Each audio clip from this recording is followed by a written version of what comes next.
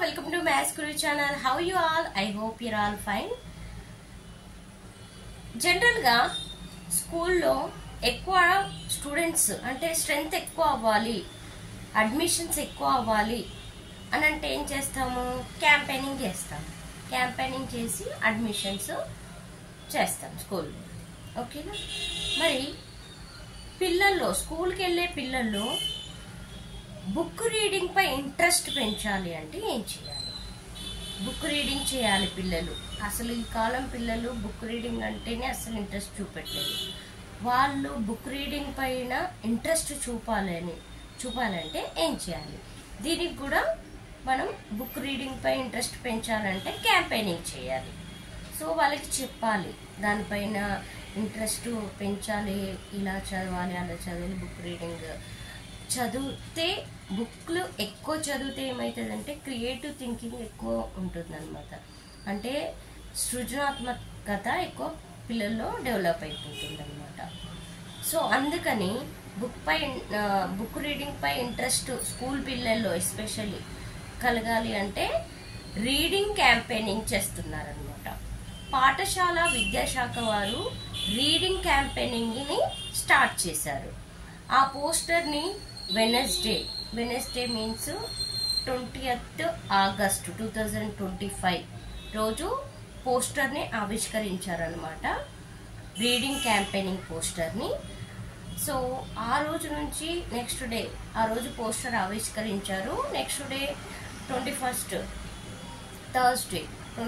August Thursday నుంచి reading పై interest పెంచడానికి reading క్యాంపెయినింగ్ని పాఠశాల విద్యాశాఖ వారు ప్రారంభించారనమాట. సో ఇది ఒక మంచి పరిణామం అని చెప్పుకోవచ్చు. స్టూడెంట్స్ బుక్ రీడింగ్ డెవలప్ చేయడానికి ఇది ఒక మంచి పరిణామం అని చెప్పుకోవచ్చు. ఓకేనా? సో ఈ రీడింగ్ క్యాంపెయినింగ్ అనేది ఎప్పటి వరకు చేస్తారు? మరి ఈరోజు థర్స్డే 22nd or 21st నుంచి స్టార్ట్ చేశారు కదా, ఆగస్టు 21st or 22nd నుంచి స్టార్ట్ చేశారు కదా. మరి రీడింగ్ క్యాంపెయినింగ్ అని ఎప్పటి వరకు చేస్తారు? 1 month, 2 months, 10 days అలా. సో ఎప్పటి వరకు చేస్తారు అంటే సెప్టెంబర్ 8 వరకు చేస్తారనమాట. సో సెప్టెంబర్ 8 వరకు, ఎందుకంటే ఆ రోజు ప్రపంచ అక్షరాస్యత దినోత్సవం కాబట్టి అప్పటి వరకు రీడింగ్ క్యాంపెయినింగ్ అనేది పాఠశాల విద్యాశాఖ వారు తరఫు నుంచి చేస్తున్నారు. సో అలా చేయడం వల్ల అయినా కొంచెం పిల్లల్లో చేంజ్ వచ్చి వాళ్ళు బుక్ రీడింగ్ పై ఇంట్రెస్ట్ చూపిస్తారనే ఉద్దేశంతో రీడింగ్ క్యాంపెయినింగ్ స్టార్ట్ చేశారు. మరి రీడింగ్ క్యాంపెయినింగ్ అనేది ఒక ఉద్దేశం ఉంటుంది కదా, ఒక టైటిల్. ఏ టైటిల్ అంటే దానికి నా పుస్తకము నా కథ, నా పుస్తకము నా కథ అనే నినాదంతో రీడింగ్ క్యాంపెయినింగ్ని స్టార్ట్ చేస్తున్నారనమాట. ఓకేనా? మన రాష్ట్రం మొత్తము, తెలంగాణ రాష్ట్రం మొత్తము ఈ రీడింగ్ క్యాంపెయినింగ్ అనేది జరుగుతుంది. సో ఇదొక మంచి పరిణామము. సో ఈ రోజుల్లో పిల్లలు మాత్రం అస్సలే బుక్ రీడింగ్ చేయట్లేదండి. ఎస్పెషల్లీ ఇప్పుడు మా అబ్బాయి ఉన్నాడు, ఇప్పుడు బుక్ రీడింగ్ మాత్రం అస్సలే చేయడు. బుక్ రీడింగ్ అంటే అస్సలు ఇంట్రెస్ట్ చూపడు. ఏదంటే ఇప్పుడు ఏదన్నా సపోజ్ లాంగ్వేజెస్ కానివ్వండి, ఏదైనా కానివ్వండి, జస్ట్ ఇలా చదివిస్తాను, ఒక 10 to 15 minutes చదవడమే వాళ్ళకి ఎక్కువ అయిపోతుంది అనమాట.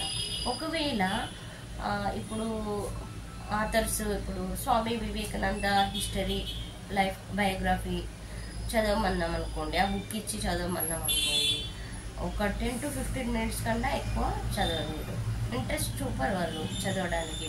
అదే ఆ బయోగ్రఫీ, వివేకానంద బయోగ్రఫీ వీడియో కానీ ఆడియో కానీ ఉందనుకోండి, అది ప్లే చేస్తూ వింటాడు తప్పితే అసలు బుక్ రీడింగ్ పైన ఇంట్రెస్ట్ చూపరు. సో ఇలా ఉంది ఈ రోజుల్లో పిల్లల స్కూల్కి వెళ్ళే పరిస్థితి, ఇలా ఉందన్నమాట. సో ఇలా రీడింగ్ క్యాంపెయినింగ్ చేసైనా వాళ్ళల్లో మార్పు తెస్తే బెటర్. సో ఇలా బుక్స్ చదవడం ద్వారా ఏంటి అంటే పిల్లల్లో క్రియేటివ్ థింకింగ్ పెరుగుతుంది. అదే తెలుగులో సృజనాత్మకత అంటాం కదా, అది పిల్లల్లో డెవలప్ అవుతుంది అనమాట. సో ఇది ఒక గుడ్ డెసిషన్ బై పాఠశాల విద్యాశాఖ. సో మరొక మంచి ఇన్ఫర్మేషన్తో మరొక వీడియోలో మీ ముందుంటాను. ఈ వీడియో మీకు నచ్చినట్లయితే లైక్ చేయండి, షేర్ చేయండి, కామెంట్ చేయండి. Thank you. Have a nice day. Bye.